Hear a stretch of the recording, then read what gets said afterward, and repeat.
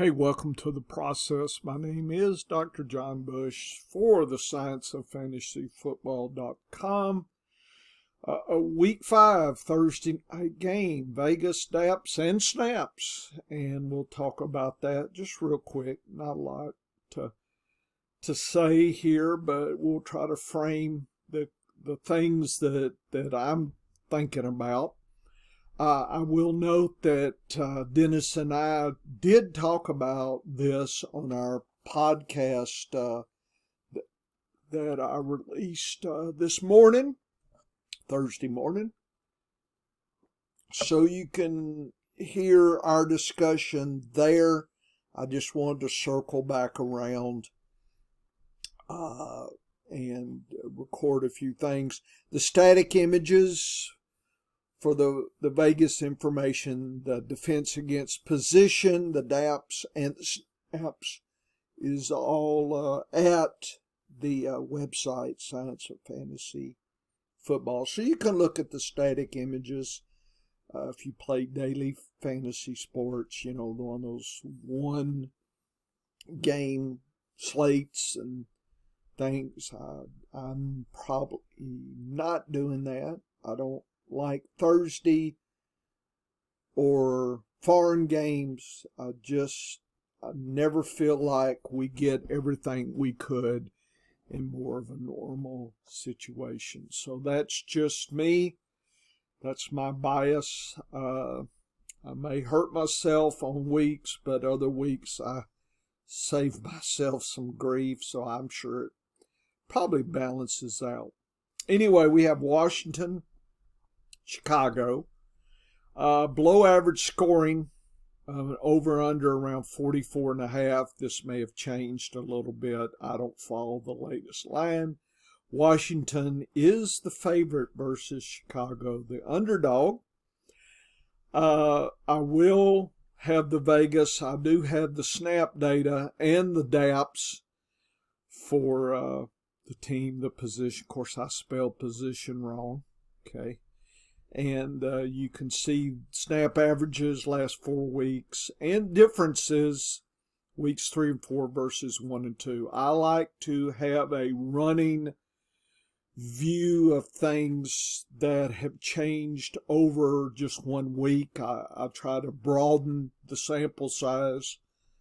And so week 5, I'll do weeks 4 and 5 versus 1, 2, 3 average, and then week 6 it'll be 3, 4, 5 versus 1, 2, 3. So it's just best to kind of get a sense of a bigger landscape. A lot of what you'll hear on Twitter, just what they do last week, and not saying that doesn't have a place, but I think when you're juggling data, I do top down, so I like to see the frame first and then focus in. And that's what I'm doing. If you've heard any of my preseason discussions on the data and thinking, to me, it's always the landscape. Then we go down and tunnel down further to the actual player and data that way. I don't like the weekly drumbeat. Well, they did it last week, so whatever, and you fill in the blank what the so is. I like to see a bigger picture and then consider, okay, the process is this data is here to inspire deeper thinking. And of course, overall, my lessons are to inspire your scholarship into fantasy football research. Again, you just don't want to be stuck following some sites and you have to pay money, and you need to learn to do this yourself. And I'm just showing you what I do. Okay, so first view is my information on Vegas. Again, Washington, Chicago, Washington 29, Chicago 16. Spreads about 6.5, 6, 4, 44.5. So below average. So to me, it's not a big shootout possibility. Notice possibility, not for sure, right? There's a range of outcomes. For me, the outcomes center around 44 and a half. In other words, will they go above 50? They could, but it's rare. Will they drop below, say, 38 or so? Could. But I think that gap there's where you're shooting. So there are some opportunities with that. It's not a 38, 39 over under where you're like, sounds like the defenses are going to score more than a lot of players. That's when you really need to be cautious. So anyway, we've got that as a framework. The next part of the figure is what I call DAPS, defense against position. How has the defense of the opponent dealt with the various positions? Okay, are there some extremes? Extremes catch my attention more than just kind of above or below average. Okay, so we look at Chicago. I guess it's playing in Washington.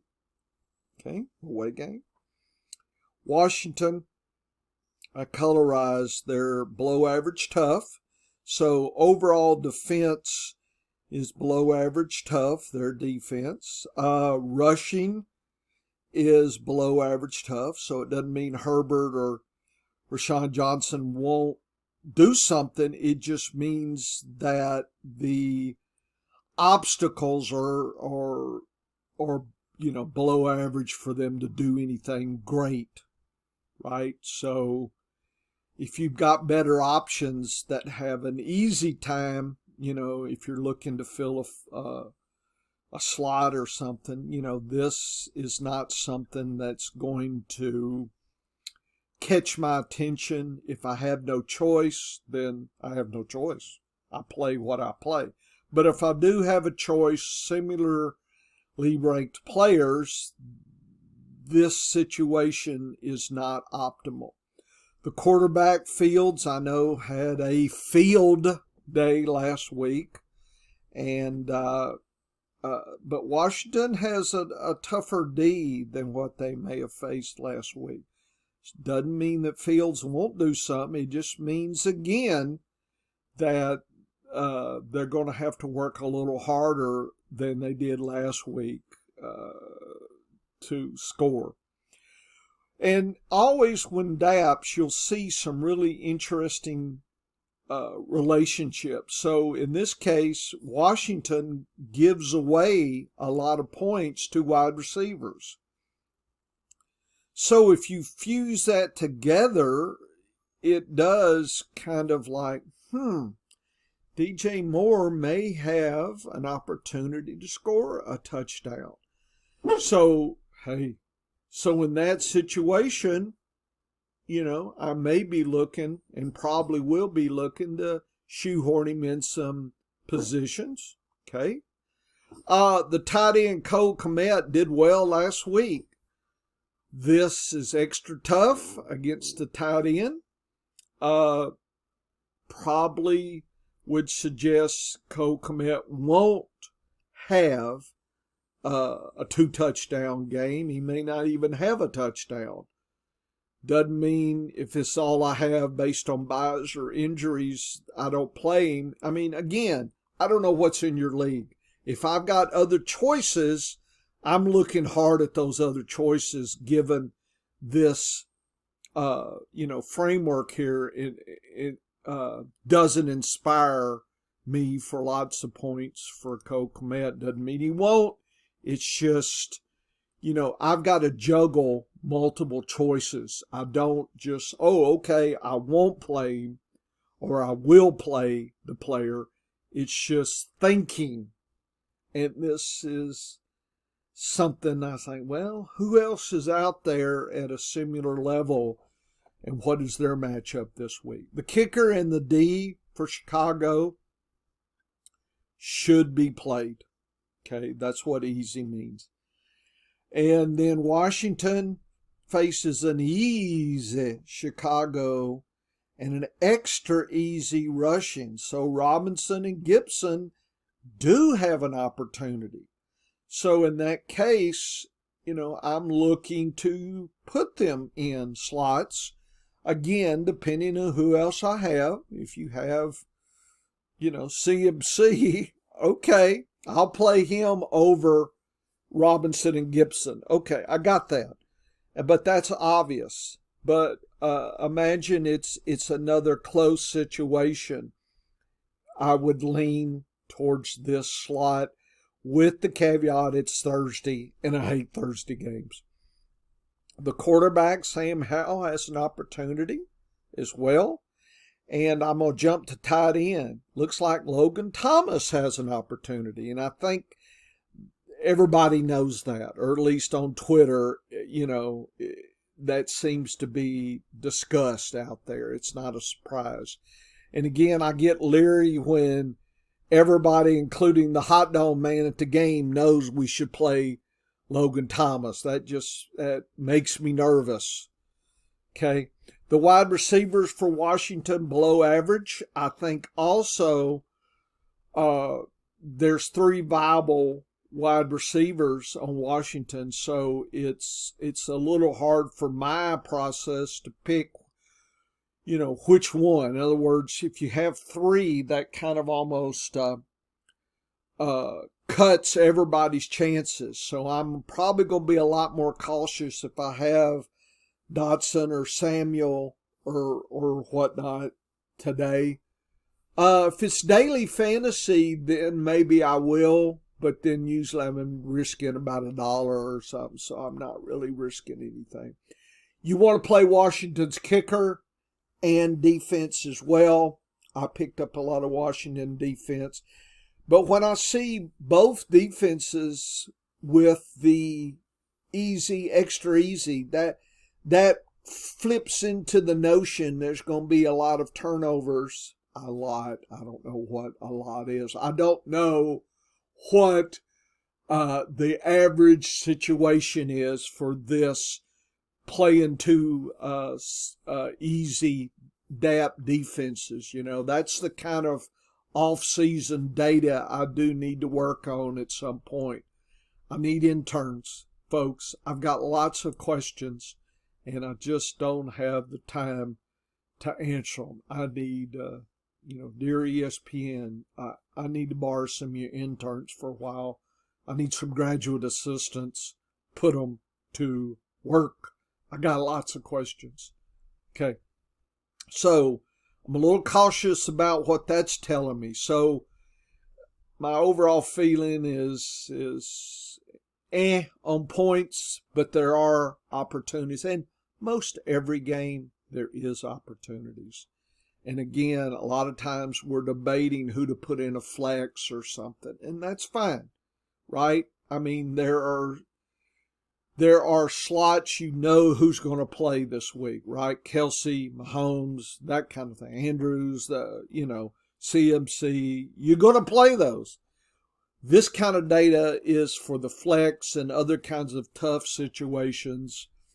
And that's what it's meant to do, is inspire your thinking. Okay, you keep your diary, you figure out what's going on. Okay, snap data. Snap data has a lot of broad uses, kind of sees the flow. And again, we're measuring what happened in the past. Remember, it's a different game, different position, different weather, etc., field, home. So it's just a way for us to consider what happened and what might happen.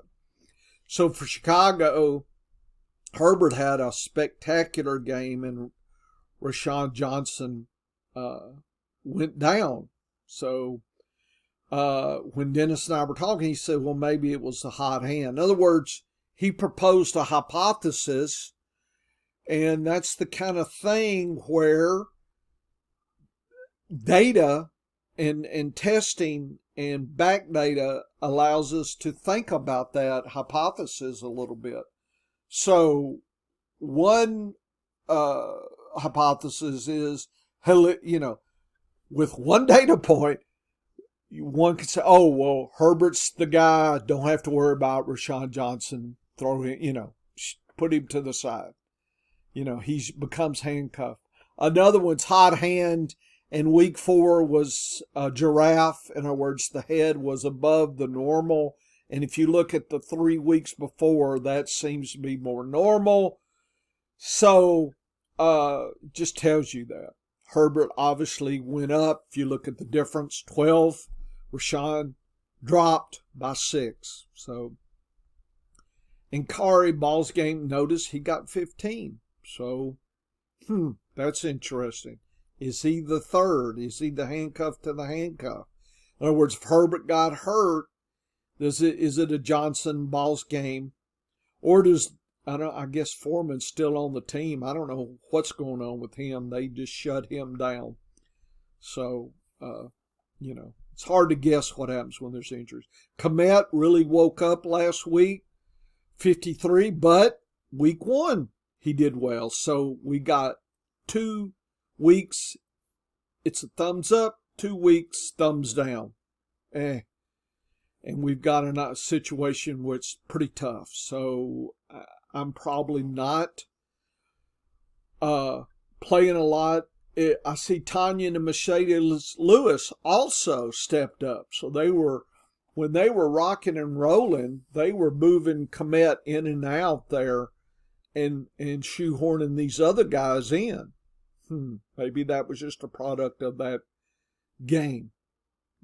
So nothing really changes there. Moore, yeah, I think he's the one, the alpha. I see Mooney kind of came back as the 2. And what was interesting, since Claypool's way in the doghouse, like he may be gone, that St. Brown got 42. He was the 3. Now, the question is, does he overtake Mooney? Okay?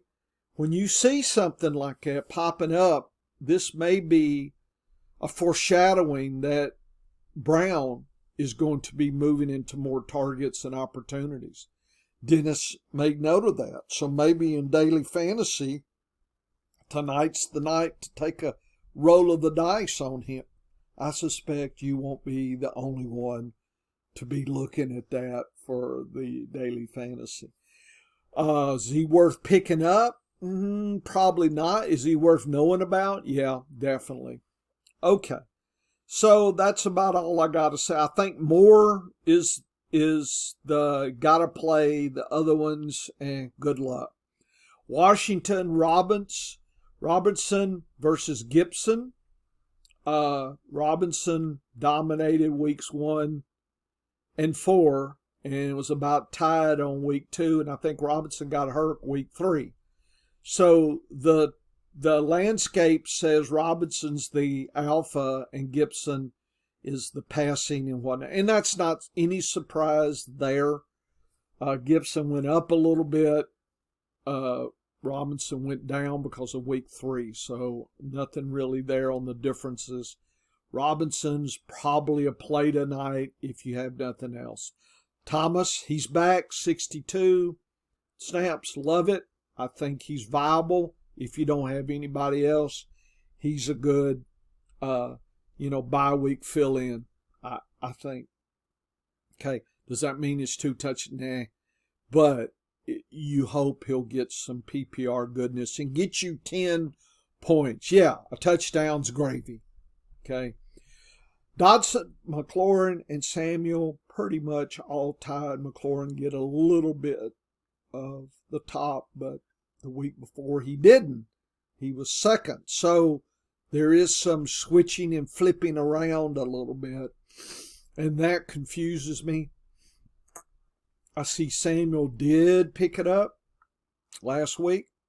Okay. Dodson's gone down a little bit, but nothing really dramatic for me. My problem is which 3 would I play tonight? I don't think anyone is a gotta play. But for daily fantasy, maybe Samuel's that long shot. I don't know, but could be. So that's what I'm thinking at this point. Okay. So I hope you get a feel for the landscape view of things, and I hope this continues to educate you on my process, and maybe you can develop your own. Keep your diaries going. If I help you, then make note of that, right? So you become, you'll be coming back. And if it doesn't help you, then, good luck to you. Okay, woo woo, we're having fun. Oh, Snap Date is coming. Our podcast we're going to record Friday evening. It'll come out Saturday. I'll have my Sunday games, DAPS, and all that data. I don't know if I'll voice over, but I'll have the static images certainly Saturday morning. And I've got a bunch of snaps, 3 lessons on snaps, and I'm going to try to voice those over today or tomorrow. Try to get that out. Okay, woo woo. Have fun. Good luck Thursday night.